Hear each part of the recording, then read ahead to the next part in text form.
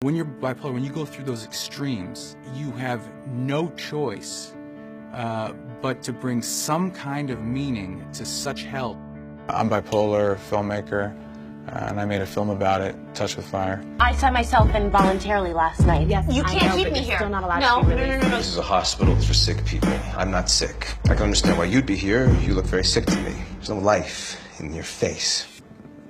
I was 24 years old. I went out to LA to get a job, and I went completely psychotic. They brought me to this place, which is like one of the 10 worst prisons in the United States, and it's all with the criminally insane. So that psychosis was so obviously bipolar 1, which is kind of the severe form of it with the psychosis. If the doctor tells you that you weren't experiencing anything divine, you just triggered a lifelong genetic defect, you'll most likely fall into the 1 in 4 suicide statistic unless you take these drugs, which make you feel nothing.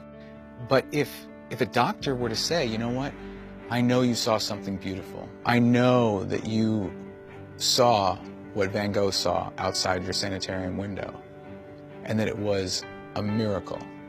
You don't have to die from it. That's exactly right. I have a great life with a wife and 2 children, and passion in filmmaking. You don't have to go off the meds. There is a treatment, there is a way to find the balance. The fire is the perfect analogy because it is like a fire. It is like suddenly, for some reason, you're struck by this intense, over-flooding burst of emotion. It's emotion that you can apply to having a wife, having a child, creating art that sustains, creating a meaningful life, or just understanding 38% of Pulitzer Prize-winning poets are bipolar. The award given to those who made the biggest contributions to the human spirit.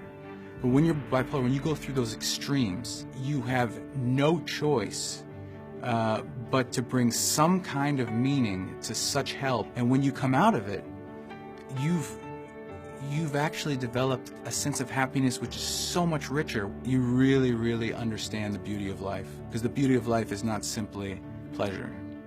The beauty of life is much deeper than that. And you can appreciate the miracle of the things you have.